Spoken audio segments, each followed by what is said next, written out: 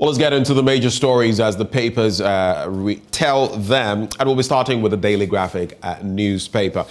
The banner headline here: deepen peace in country, clergymen rally citizenry at Easter. And of course, Easter is just around the corner. Of course, don't forget to aid us in our enterprise for that soup kitchen to aid those in our community. After all, the joys of Easter, the risen Christ, impact us all.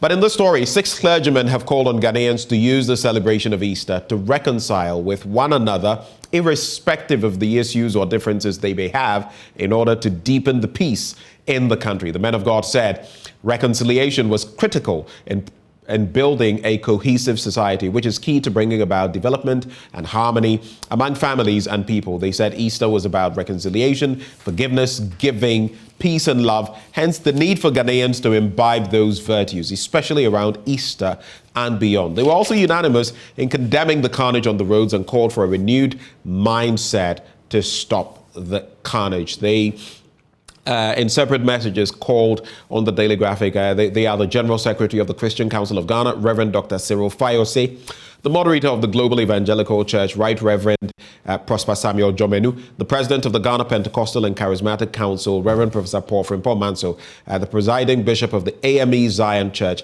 Right Reverend Dr. Hilliard Deladogbe, and the Presiding Bishop of the Methodist Church Ghana, the Most Reverend Dr. Paul K. Wafu. The Ghana Catholic Bishops' Conference also released a message on Easter, a copy of which the Daily Graphic has obtained. And of course, many of us have seen the details of that as well. In other stories, 17 MMDAs tackle flooding in Odo Basin. That story on page 16. If you've lived in Accra long enough, you'll know about the flooding situation here, perennial, situation in this country. I always go back to how shameful it was for me when a Canadian many years back would bet every year that Accra would flood. And guess what? Year after year, he was winning his bet. And so at a point, the betting company or whatever had to, stop that bet. But here is a situation where we are so shambolic in dealing with certain situations that someone can literally bet that the worst would happen, and it does. Well, that story on page 16, let me give you some details of it. The government has launched the Greater Accra Resilient and Integrated Development Project, a social behavioral change communications campaign to address flooding in the Odo Basin. It is also intended to improve drainage and solid waste management and provide services and infrastructure in priority flood-prone informal settlements within the basin. With partnership from the Greater Accra Regional Coordinating Council, the project will focus on ensuring proper liquid and solid waste management as well as climate resilient measures in the national capital. Let's get into some other stories. And Supreme Court bars Quayson from Parliament. You may have heard from now or by now, the Member of Parliament for Assin North, James Jachi Quayson, has been ordered by the Supreme Court to desist from holding himself as a legislator pending the final determination of a suit challenging the constitutionality of his election. In a 5-2 majority decision yesterday, which the Minority Caucus, their legal team, is going to take on to seek a review, if possible.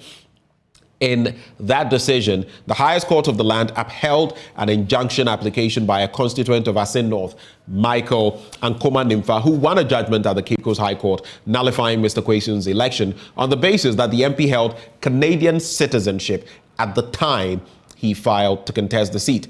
So there are more details of that, but in its ruling, the court was of the considered view that the High Court in Cape Coast had declared the election of Mr. Quayson null and void, and therefore allowing him to continue as an MP while the constitutional issue was yet to be determined, quote, would be an indictment of the administration of justice. But of course, we've also heard from the NDC side who have said that, what have you done?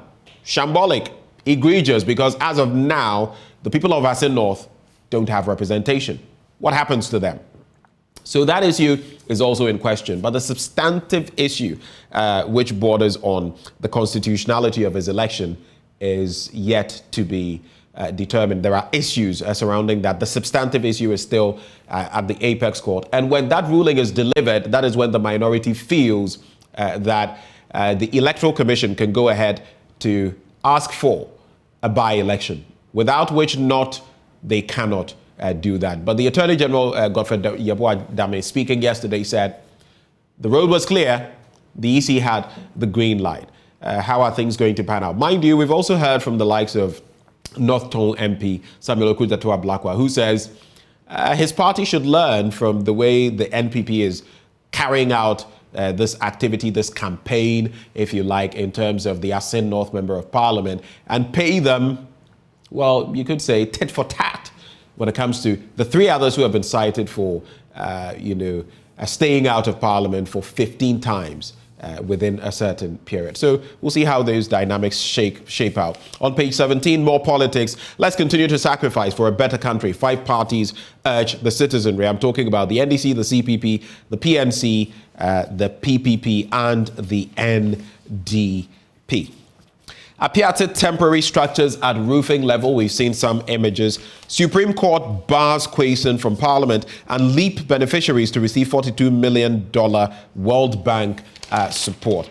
All those details in there. But let's bring you some international news right before we cap it off on the Daily Graphic. The Ivory Coast Prime Minister, Patrick Assi, tabled his resignation, surprisingly, and that of his government yesterday as President Alassane Ouattara plans to slim down the size of the cabinet, Ouattara said.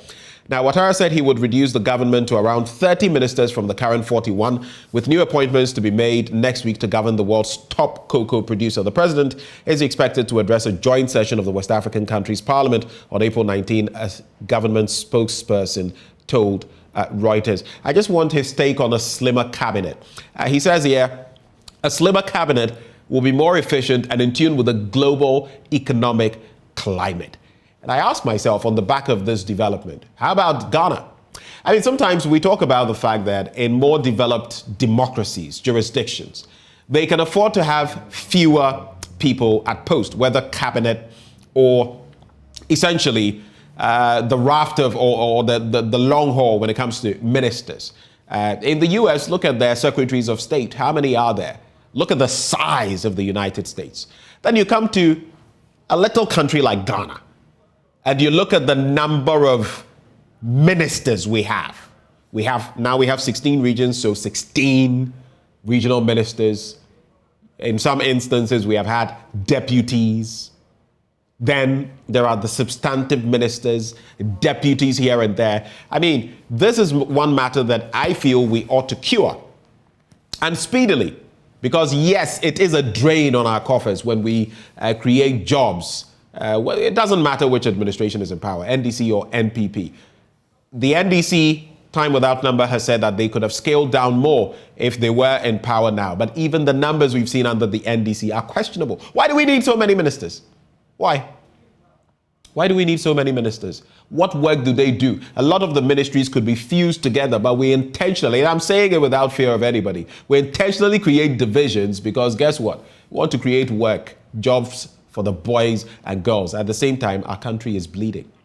Anyway, I'm digressing a bit, but sometimes it's a very worrying development. But let me say a very good morning to Selam Brantia, who joins us. Selam, good morning to you. Hello, Selam. Yeah, hello. Can you hear me? I can hear you loud and clear. How's your morning? Great. Yeah, great morning. How is it going? Well, today is my day. You know, I'm a Yao, so every Thursday I am ecstatic. Yeah. That's great. Right, so I was just sharing, right where you caught me, I was talking about the fact that the Ivorian Prime Minister has resigned. It's on the back of some moves to, slim down the cabinet and all of that, slim down ministers, so to speak, in Alassane Ouattara's Ivory Coast. And I was just juxtaposing that with our situation here and the huge, list we have when it comes to ministers and how we could do better. You compare that to, yes, developed democracies, US, UK. How come such big countries like the United States, India, and the rest can have that paucity of representatives or ministers, and yet here we need a long list, and I'm sorry, a lot of them have nothing to show? What's your quick take? Yeah, I mean, you're spot on. A lot of our ministers are redundant. they really do not do any work. And it's become a reward mechanism, just like how we have state-owned enterprises also becoming reward mechanisms. Right. Where you just have to give people appointments to keep them on some kind of a payroll for their contribution to probably the party coming into power. Right. We have a situation where we have an overloaded, top-heavy executive structure, which is also, unfortunately, dictating almost everything in the other, the seats of government, which is the legislature and then the executive, the judiciary. So unfortunately, we have stretched the Constitution to the point where we are using it as a convenience mechanism for supporting party structures instead of supporting the state as a whole. And one of these is a bloated list of ministers where really a lot of the decision-making should be left to the bureaucrats at the ministries and not the ministers who 80% of the time are just duplicating some of the functions and actually in some cases usurping some of the functions just for other interests apart from the state's interests. So you are spot on that. Right. South Africa flood death toll jumps to more than 250. That's in the other international story there. Let's quickly jump into the Ghanaian Times newspaper. Supreme Court upholds interlocutory injunction. Assin North MP barred from Parliament. And Energy Minister greeted with Dumso at Meet the Press. Imagine that. Energy Minister greeted with Dumso at Meet the Press. Deputy Lands Minister inspects temporary accommodation for Apiate. And Easter messages from the clergy. Pray for global peace and stability. And I feel it's very important we do that because what is happening, it may be in Eastern Europe, but it can spill over and we're already feeling the shocks in different ways. But how do you react? Energy Minister greeted with Dumso at Meet the Press. Well, we still have a very fragile energy distribution system. I think the recent thunderstorm across the southern sector of the country exposed that fact. A friend of mine was saying that in countries like Singapore, you also have monsoon rain and winds which are even stronger than ours, but the lights never go off. I think it's a basic matter of how we have technically structured these so that anytime there's a serious, severe downpour, I think it affects some of the lines or some of the systems such that they are not able to distribute power efficiently. I've heard talk about this being more of a system setup problem than anything else. And this Dumso is probably to remind the minister that we should invest in our electricity infrastructure a bit more than we have. And one of the ways to do that is to take the debts from all the public sector entities that are owing in huge millions, because then this would help reduce that burden. Right. I don't know for you. You know, recently we heard from Gridco. They came out with one report about some work that had to be done, which would lead to power outages. They quickly had to revert and say that, no, it wasn't going to lead to power outages. It's interesting sometimes how we play with these things. But in recent days, Salom, I'll let you react to that, but tied to that, in recent days, maybe not tied to that situation, many different neighborhoods have complained about power outages. I have experienced it about 2-3 occasions. I want to find out, have you experienced same? And then you can share your thoughts on the Gridco bit. Yeah. There were a few times over the past week that there were a few off and on.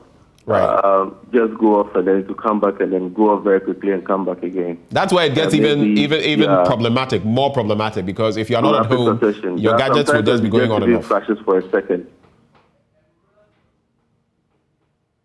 Salom? There are times when it even just flashes for just 1 second and then goes off again. It's not related to this distribution thing. And unfortunately, if you talk to a lot of the engineers, they'll tell you that they are not sometimes being allowed to do their job because politicians want to look good. And it messes the situation up because then they are on timelines that are artificially constrained. And when this happens, it means that they will have to rush and do the job very quickly or something like that, which shows understand, for example, that if we are expanding the grid and we are restructuring the grid, some of these outages are necessary for us to have continuous power supply. We should understand that, and the politicians should stop meddling with the activities of these engineers to ensure that they do a good job and do it at once. I mean, instead of some of these piecemeal things that are happening that put unnecessary pressure on the installation of some of these new systems. And I'm acquainted with a few people, and then they always tell me that this is a situation where they are always under pressure to be delivering the power somewhat late. But in some cases, they really want the time to really fix it as best as they could, because these are systems that are supposed to be always on. So it means that right at setup, they must be set up in a way that they will have handled this efficiently. But sometimes the constraints on them mean that they can't do that just because they have to fit into a certain narrative that has been created for them. So these are some of the limitations on the ground. Right. And I believe that political consideration should not come in the way of actual technical implementation. Let's look at this one quickly. I'll let you look at another story, but just to give all of us the headline there, alleged cocoa board financial loss. Payment to Agongo went through all processes. That's according to a witness and a defense witness in the case in which Dr. Stephen Kwabnopuni, former chief executive officer of Ghana Cocoa Board, is standing trial for alleged procurement breaches and causing financial loss to the state. And a fertilizer deal said payment to Seydou Agongo went through all processes like other transactions. So more clarity coming up on that issue. But let's look at this one, in fact, which is what I wanted to get to. PIAC advises GNPC to stop granting loans to government until the payment of $318.09 million debt is settled. Your quick take on that, Selo. Yeah, PIAC is refusing to... Hello, Selo? Yeah, I didn't get the last part of it. The PIAC is refusing to pay. So PIAC is advising the GNPC to stop granting loans to government until the payment of some $318.09 million in debt. What do you make of that? Yeah, I mean, it's quite bizarre that we are having a situation where GNPC is suddenly contracting loans on behalf of the government. Though I think there was I've forgotten the actual issue last year, but there was a whole murky issue going on where GIPC was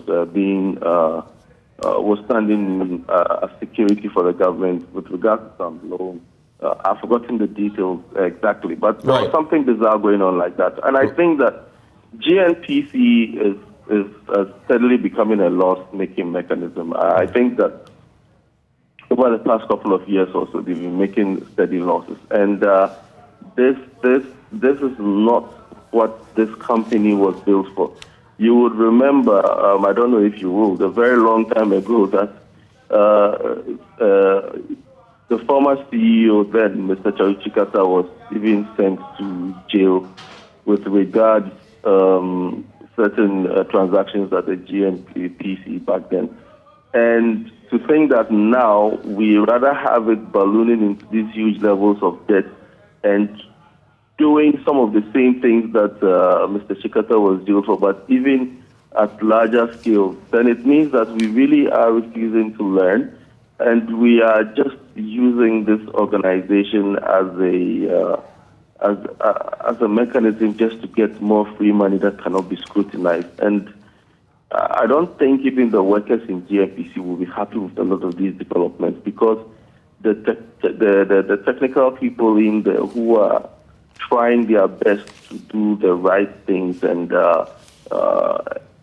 find the right oil fields to be able to work in conjunction with some of the bigger oil companies to connect, to raise revenue for the country. Would not it's interesting how it is being used as a chess piece. Yeah, it is being used as a chess piece, and they are being used as pawns. And I don't think that is the right way to steer an organization like that if you really want a sustainable oil industry. I am in agreement with you. And come to think of it, this comes on the heels of the GNPC's inability to realize its 2021 budgeted revenue from loans and guarantees of 126.68 million out of the accumulated debt owed the corporation by government and its agencies since 2011. So it's not one government, it's over time. It's extremely damning. And to think that GNPC also sponsors certain sports activities related to Black Stars and all of that. Right. That makes it even much more damning. I mean, what are we doing to this organization? Do we want to bring it down on its knees, just like we've done to, let's say, the TOR, the Summer Oil Refinery and others? So what is this thing that suddenly a company that is supposed to prospect for oil now becomes a conduit for free money of what is a free loan generation or added to the debt stock? It doesn't. It's bizarre, honestly. It's really bizarre. We've turned it into a political cash cow, so to speak, depending on which government is in power. But that's an issue that we can keep talking about all day. Unfortunately, we don't have all the time. So let's quickly hop into some others. Daily Guide newspaper. Biden accuses Putin of genocide. Macron demurs. We'll see how things pan out, especially in Macron's own backyard, where he has to deal with Marine Le Pen. But I want your quick reaction to the story on page 8. Beating women is good.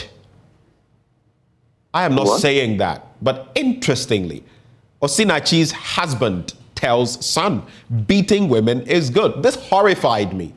And the children of the late gospel singer Osinachi Nwachukwu have recounted how their father maltreated the Ekweme crooner while she was alive. Osinachi's first son disclosed that his father, Peter Nwachukwu, was in the habit of beating up his mother during a little argument. He recounted how his father pushed his mother out of the car and forced her to walk back home after a Wednesday church service. And he also disclosed that, he would often talk about how beating women was good.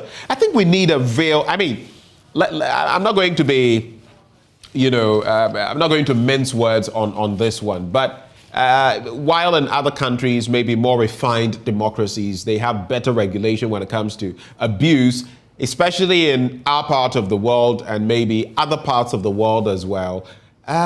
It seems we have normalized this whole bit about assaulting women. And it's really sad, isn't it, Selo?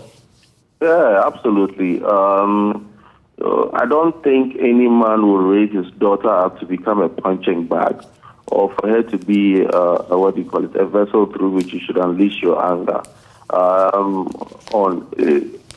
So it amazes me that men think that women that they are supposed to be in partnership with are the ones that should be beaten and abused at that level. I think it goes just beyond the desire for violence, but also, women making choices even when there are red flags, to stay in very, very abusive relationships. I know that the dynamics are quite complex. Sometimes society indicts. We have societies where women who want to opt out of a marriage are seen as not being spiritual enough, or not being what's the word I want? Steadfast enough, or they are betraying the family system and all of that. But to the point where it is at the expense of her life, and to the point where it's at the expense of her future well-being, her health, her mental health, and even her ability to run the home, I think that it is perfectly justified for any woman who is under abuse to leave. And we must begin to normalize the fact that it is the men who do that need to rather be sanctioned. Unfortunately, by the time a woman gets to be abused like that, you realize that she's usually totally economically dependent on the man for survival. Exactly. And therefore, it becomes a tool of manipulation, where she believes that she probably would not be able to survive on her own. I believe that it is time that even before marriage, we treat it, especially in Christendom, we treat this matter very, very well, to assure women that there is life after abuse or there's life beyond abuse, where the counselors should not say that, should not rely on physical allusions that say that you have to stick with the man at all costs and make examples, but also make examples of situations where the women had to leave, because there's quite a lot of those in the Bible too, where women had to leave to ensure that they survived. And it is not always when a union is together, because the decision to even get married might be a wrong decision. And we have to understand that a woman is as equally important in that institution as a man, to the extent that if she wanted to walk, she should be supported in that decision and not ostracized. Okay, so let's just wrap up with some headlines. We really have to go, but I'll hand over to NPP President Akufo-Addo says so. It's in the Daily Guide newspaper. He says he would love to hand over. Cocksure, only time will tell. At the Daily Dispatch, an Assin North by-election will be dicey. NDC may present Kwesen again. NDC said Bawumia should speak. He has done so. Why isn't the NDC having a similar lecture? Dr. Gideon Buako says. The Business Finder ECG loses 3.2 billion Ghana cedis to power theft. And the BNFT export strategy leverages after for $25.3 billion dollar revenue. Your closing remarks, Selo.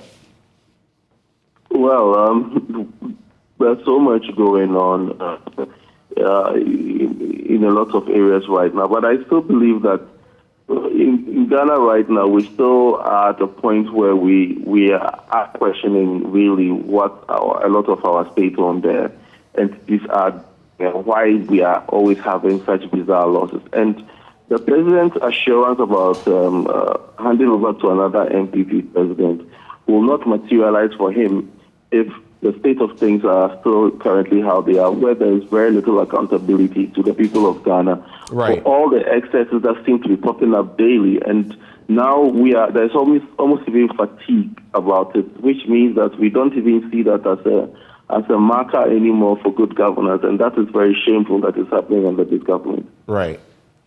Selom, grateful as always. You make my Thursdays, if I've never told you. Thank you so much for joining. Thanks so much. Right, and it's a wrap on the news review segment. But up next, we have sports, and wonderful, another goal fest yesterday in the UEFA Champions League. Those and more details with Muftau Nabila Abdullahi. Up next.